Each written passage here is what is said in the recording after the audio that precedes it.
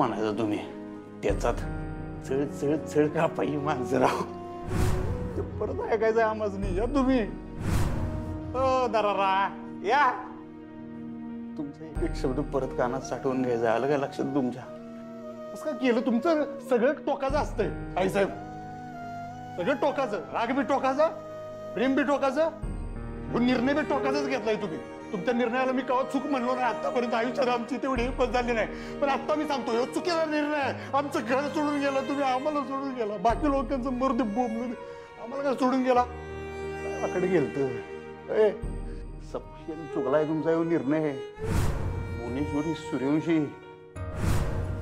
आई तो आपल्या लेकराला सोडून जाते काय हो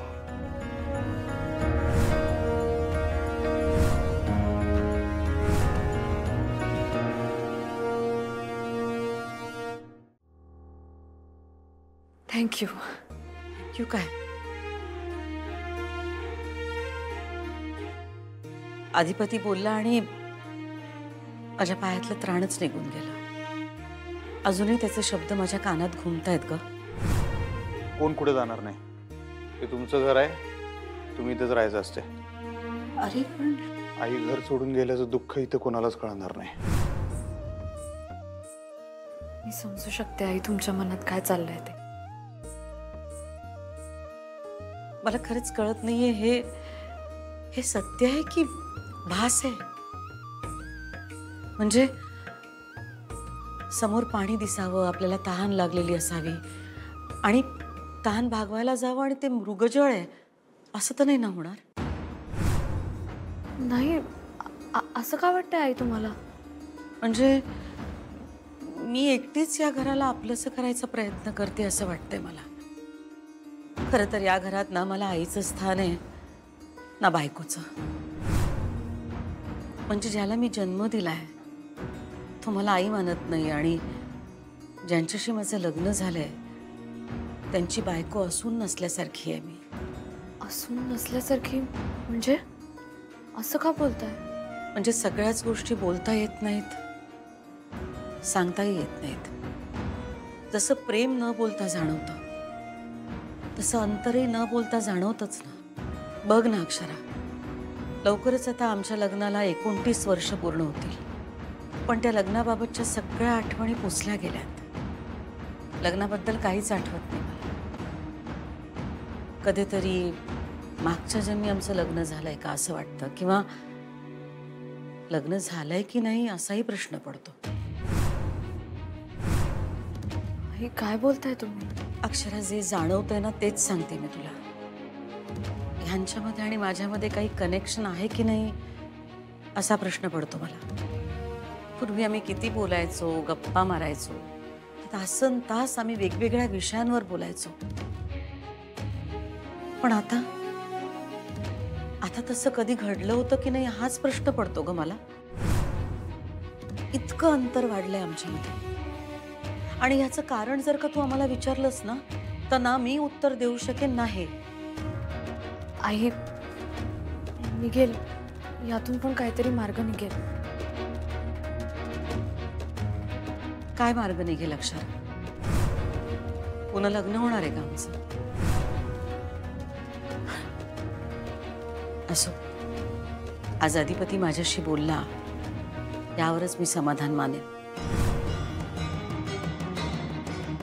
अगं ह्यो नेकलेस आपण ते 2-3 दिवसांपूर्वी माधवा रोडवर घेतला होता ना व आणि लगेच जुना झाला वय तेच की मम्मी परवा घातला होता ना मी तो अच्छा अच्छा परवा तू काय अगं परवा म्हणजे काय मागच्या जन्मी घातला होतास का काय असं बोलायलीस लई माजू नकस बर का हे घे आज गेल मम्मी म्या नक्की तुझी पोटची पोर आहे ना का कचऱ्याच्या डब्यातनं उचलून आणलंस मला अगं चंची असं काय बोलायलीस तू हाय ना मी तुझी एकुलती एक लेक मग तुम्हाला सोन्या नाण्यानं मडवाया पाहिजे होतस मम्मी पर तू तसलं काहीच करत नाही उलट मला म्हणतीस ही असली परवाची जुनी झालेली इमिटेशन ज्वेलरी घाल म्हणून सॉरी ग बाय माझी अगं माझी का नाही एवढी ऐपत नाही ग चंचे आपली ऐपत व्हावी म्हणताना तर प्रयत्न करते ना मम्मी म्या ते समज केलंय का आपण पण आपल्याला काही यशच मिळेना झाले किती बी काय बी करा, काय बी होईना झालंय. मम्मी तुला काय करायचं असेल ना तर माझ्यावर फोकस कर. पहिली बेटी आणि धनाची पेटी आहे मी तुझ्यासाठी. मॅच तुला या घराची सत्ता मिळवून देणार आहे मम्मी. ग बाय तुला कुणाची बी दृष्ट लागाय न ग. नग ना लागाया नग. दे मग 30,000. हा अगं ए त्यानं काय होणार आहे? अगं त्याच्यानं मी नवीन कापड घेणार, नवीन दागिने घेणार, मग मला कुणाचीच नजर नाही लागणार. फक्त ना मी लोकांच्या डोळ्यात भरणार. म्हणजे तुझं लाजिक ठेव तुझ्याचकडं. आणि मला सांग, अगदी 2-3 दिवसापूर्वी ते चनिया मागवली होती ना, त्याचं काय झालं? आणि हाय नव तुझ्याकडं, मग तरी मी नवीन ड्रेस कशा पाहिजे तुझ्या? अगं मम्मी तो गलीतला दांड्या होता ना त्याच्यासाठी मी तो ड्रेस घातला. आता आपल्या घरात इव्हेंट असणार ना दांड्याचा, मग मला नवीन कापड नको वय. ते 30,000. चंचे आपली या घरात 30 रुपयाची किंमत नाही ग. आणि काय 30,000? कोण देणार आहे आपल्याला 30,000? कोण देणार, कसं देणार, काय देणार मला नाही माहिती. मला पाहिजे म्हणजे पाहिजे. पसर की हात कोणाकडे तरी. लेकीसाठी भीक माग की मम्मी जरा. अगं चंचे या घरात मी भीक मागते म्हणून माझा सारखा अपमान व्हायलाय. त्याचा बदला घ्यायचा का भीकच मागत बसायची का तुझ्यासाठी? अगं चंचे तुला कळत कसं नाही?